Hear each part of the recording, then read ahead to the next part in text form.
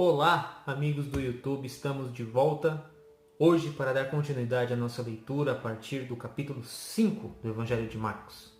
Lembrando que se você conhece alguém que tem dificuldade para enxergar, não consegue ler, ou não dispõe de tempo para ler, nem ânimo, mas consegue ouvir, às vezes na hora do almoço, antes de dormir, no momento do que está ali tem 10, 15 minutinhos e consegue acompanhar a leitura até mesmo debaixo do chuveiro, tomando banho, por que não?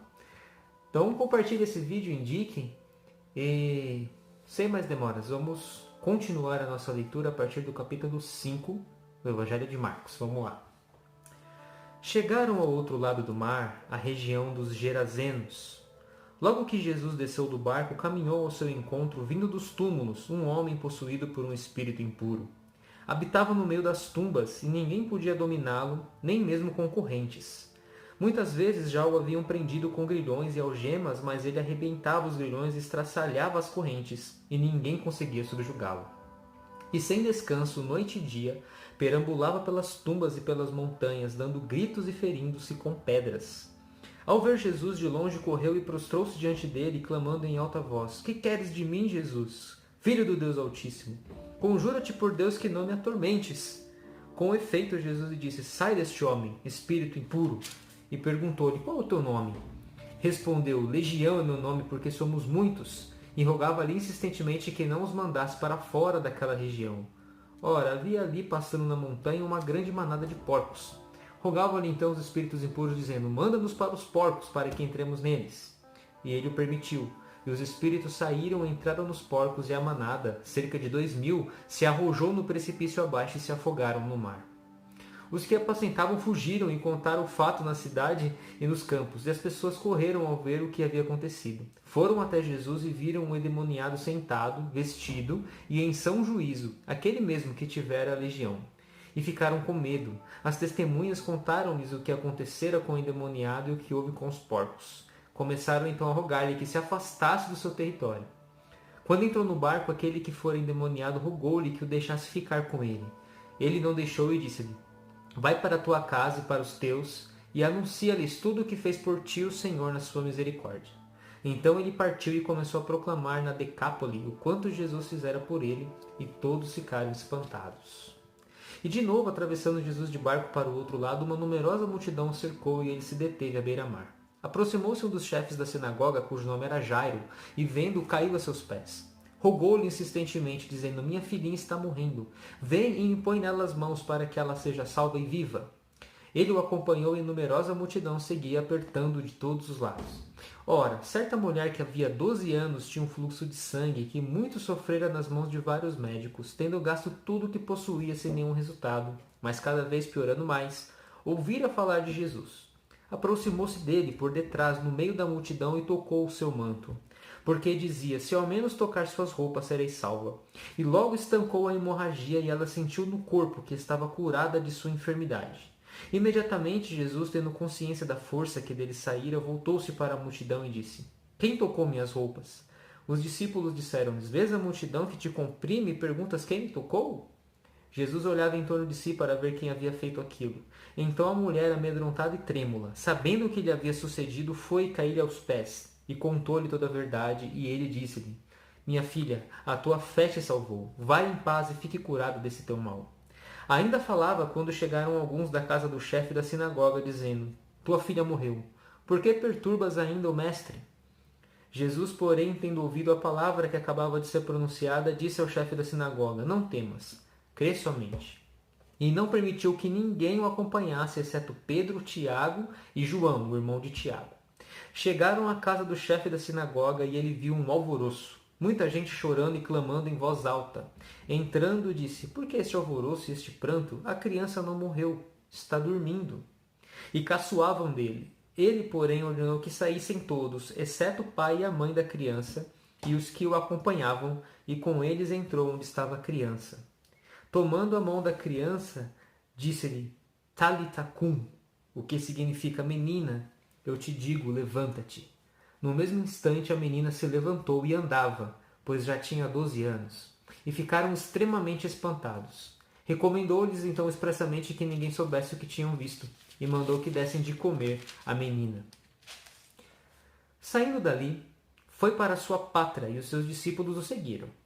Vindo o sábado, começou a ensinar na sinagoga e numerosos ouvintes ficavam admirados, dizendo: de onde lhe vem tudo isto e que sabedoria é esta que lhe foi dada?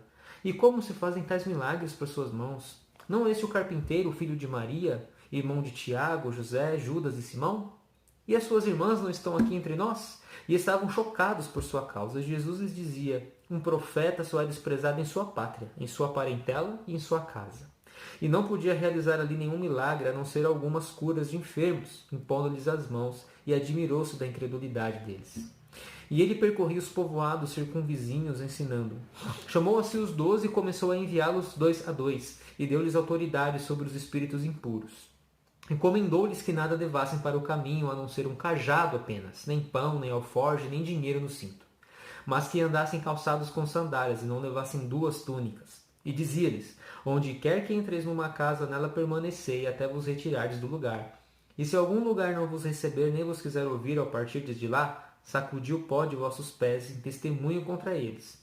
Partindo, eles pregavam que todos se arrependessem, e expulsavam muitos demônios e curavam muitos enfermos, ungindo-os com óleo. O rei Herodes ouviu falar dele. Com efeito, o seu nome se tornara célebre, e diziam: João Batista foi ressuscitado dos mortos, e por isso os poderes operam através dele. Já outros diziam: não, é Elias. E outros ainda: é um profeta como outros profetas. Herodes, ouvindo essas coisas, dizia: é João que eu mandei decapitar, que ressuscitou.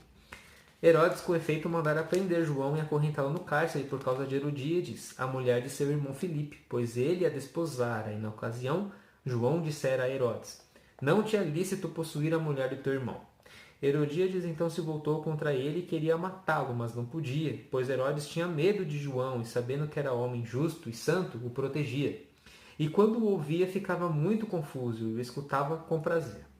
Ora, chegou um dia propício. Herodes, por ocasião do seu aniversário de nascimento, ofereceu um banquete aos seus magnatas, aos oficiais e às grandes personalidades da Galiléia. E a filha de Herodíades entrou e dançou. E agradou a Herodes e aos convivas. Então o rei disse à moça: pede-me o que bem quiseres e te darei. E fez um juramento: qualquer coisa que me pedires te darei, até a metade do meu reino. Ela saiu e perguntou à mãe: que peço?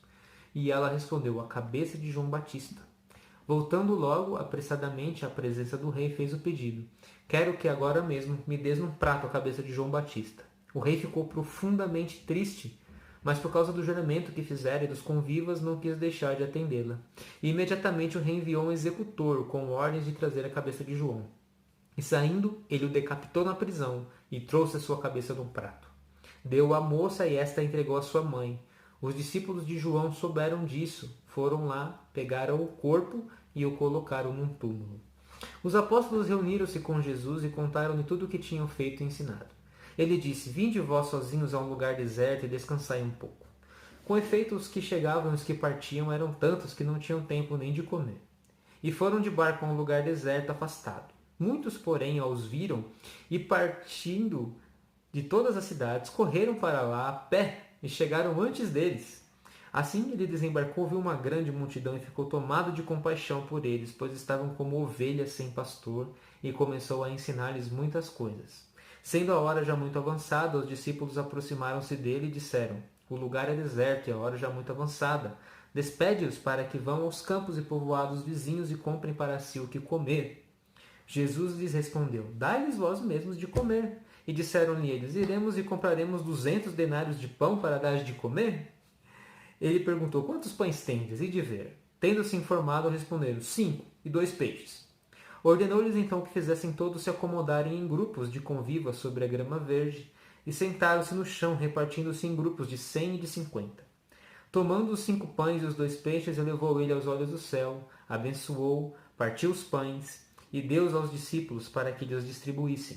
E repartiu também os 2 peixes entre todos. Todos comeram e ficaram saciados, e ainda recolheram 12 cestos cheios dos pedaços de pão e de peixes. E os que comeram dos pães eram 5.000 homens. Logo em seguida, forçou seus discípulos a embarcarem e seguirem antes dele na outra margem para Betsaida, enquanto despedia a multidão. E deixando-os, foi à montanha para orar. Ao cair da tarde, o barco estava no meio do mar e ele sozinho em terra. Vendo que se fatigavam a remar, pois o vento lhes era contrário, pela quarta vigília da noite dirigiu-se a eles, caminhando sobre o mar. E queria passar adiante deles. Vendo-o caminhar sobre o mar, julgaram que fosse um fantasma e começaram a gritar, pois todos os viram e ficaram apavorados. Não tenhais medo, sou eu. E subiu para junto deles no barco, e o vento amainou. Eles, porém, no seu íntimo estavam cheios de espanto, pois não tinham entendido nada a respeito dos pães, mas seu coração estava endurecido. Terminada a travessia, alcançaram terra em Genezaré e aportaram. Mal desceram do barco, os habitantes logo reconheceram. Percorreram toda aquela região e começaram a transportar os doentes em seus leitos onde quer que descobrissem que ele estava. Em todos os lugares onde entravam, nos povoados, nas cidades ou nos campos, colocavam os doentes nas praças, rogando que lhe permitissem ao menos tocar na orla do seu manto. E todos os que o tocavam eram salvos. Amém? Lemos bastante hoje. Capítulos 5 e 6 de Marcos. É fantástico como os milagres que Jesus fazia eram tão impressionantes que os próprios discípulos que estavam ali o tempo todo com Jesus receberam poder para expulsar demônios, receberam poder de Jesus para ir nas cidades, pregar o evangelho. Eles mesmos não entendiam os milagres que Jesus fazia, tão grandioso era. Eles, nesse episódio que nós lemos aqui, eles no meio do barco estavam ainda espantados. Como pôde ter acontecido aquela multiplicação de pães para tantos homens, mulheres, crianças, pães e peixes, e estavam ali espantados. Assim é Jesus, ele nos surpreende a cada dia. Espero que você tenha gostado dessa leitura. Foi um pouquinho corrida, mas foi para o vídeo não ficar muito grande. Se possível, ouça novamente. Eu sempre recomendo que, se possível, leia e acompanhe fisicamente aí na sua Bíblia. Tenha um bom descanso e até amanhã, se Deus quiser.